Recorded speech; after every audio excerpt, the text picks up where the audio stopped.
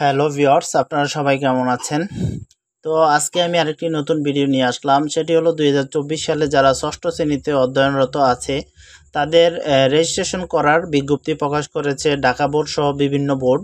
তো আপনারা কিভাবে আবেদনটি করবেন এবং কি কি কাগজপত্র লাগবে, কয় তারিখের ভিতরে প্রতিষ্ঠানে কাগজপত্র জমা দিতে হবে, বিস্তারিত আপনাদের সাথে আমি আলোচনা করব। এবং স্টুডেন্টের বয়স ন্যূনতম কত বছর হতে হবে এবং উপরে কত বয়স হলে সে ষষ্ঠ শ্রেণীতে রেজিস্ট্রেশন করতে পারবে। তো আমরা এখানে দেখাচ্ছি যে কুমিল্লা বোর্ডের একটি বিজ্ঞপ্তি।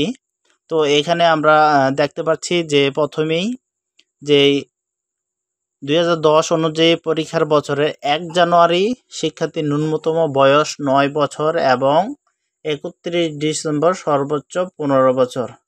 তবে বিশেষ চাহিদা সম্পন্ন শিক্ষার্থীর ক্ষেত্রে বয়সীমা সর্বোচ্চ 20 বছর। তো এখানে যেটা বুঝতে পারলাম যে ষষ্ঠ শ্রেণীতে রেজিস্ট্রেশন করতে হলে একটি শিক্ষার্থীর নিম্নে বয়স হতে হবে 9 এবং উপরে তার বয়স 15 হবে। আর যারা প্রতিবন্ধী আছে, বিশেষ চাহিদা সম্পন্ন, তাদের বয়স 20 বছর হলেও আবেদন করতে পারবে। তো এই আবেদনটি করবে স্কুল। তো আপনারা ফর্মটি জমা দিতে হবে। তো আপনাদের এই ফর্মটি জমা দেওয়ার জন্য স্টুডেন্ট যে ছাত্রছাত্রী তার কিন্তু ডিজিটাল জন্ম নিবন্ধনের প্রয়োজন হবে। 17 ডিজিটের নাম্বার অবশ্যই লাগবে। তো আমি ভিডিওর শেষের দিকে বলে দিব কয় তারিখের ভিতরে আপনারা প্রতিষ্ঠানে এই কাগজটি জমা দিবেন। তো আমরা এখন দেখি যে কিভাবে ফর্মটি ফিল আপ করবেন। তো অবশ্যই শিক্ষার্থীর পিতামাতার যদি এসএসসি সনদধারী হয়, যদি আপনার সন্তানের বাবা মা যারা আছেন তারা যদি এসএসসি সনদধারী হয়, তাহলে মূল সনদ অনুযায়ী অথবা প্রাথমিক সমাপনী পরীক্ষার যে পঞ্চম শ্রেণীর পাশের সনদ অনুযায়ী পিতামাতার নাম এন্ট্রি করতে হবে।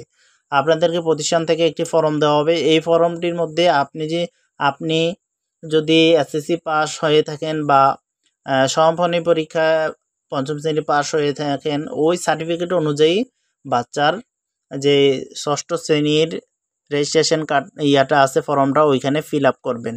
আসলে একটা জিনিস আপনাদেরকে বলে দিই, এই ষষ্ঠ শ্রেণীর রেজিস্ট্রেশন দিয়েই কিন্তু ওর জীবনের রেজিস্ট্রেশন শুরু।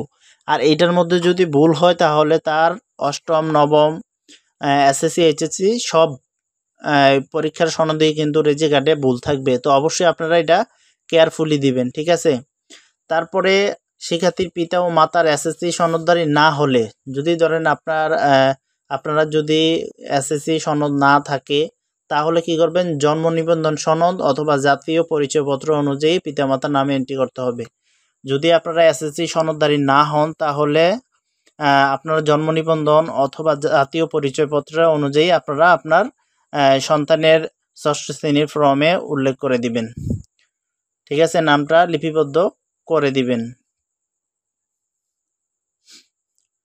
তো আমরা এখন দেখি যে নিচের যে ফর্মটার মধ্যে কি কি থাকবে। যেমন প্রথমেই দেখতে পাচ্ছেন অনলাইন জন্ম নিবন্ধনের নাম্বার 17 ডিজিট, তারপরে শিক্ষার্থীর নাম, পিতা মাতার নাম, তারপরে জন্ম তারিখ, ধর্ম, সেকশন, ক্লাস রুল, ঠিক আছে? এভাবে আপনারা একটি ফর্ম পাবেন। এই ফর্মটি আপনারা সুন্দর করে পূরণ করে দিবেন। আর অবশ্যই এটা আপনার প্রতিষ্ঠানে জমা দিতে হবে। রেজিস্ট্রেশন শুরু হবে 15/9/2024 থেকে 14/10/2024 পর্যন্ত এই রেজিস্ট্রেশন কার্যক্রম চলবে। তো অবশ্যই আপনারা 15 তারিখের আগেই প্রতিষ্ঠানে জমা দিবেন, কেননা ষষ্ঠ শ্রেণীতে অনেক স্টুডেন্ট থাকে, এটা কাজ করতে অনেক সময় লাগে। তো আপনারা এর ভিতরে জমাটা দিয়ে দিবেন 15 তারিখের ভিতরে।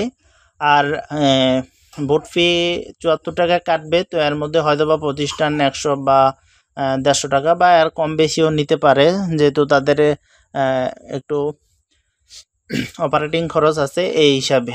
তো আপনারা অবশ্যই 15 তারিখের ভিতরে ফর্মটি জমা দিয়ে দিবেন। তো ধন্যবাদ সবাইকে।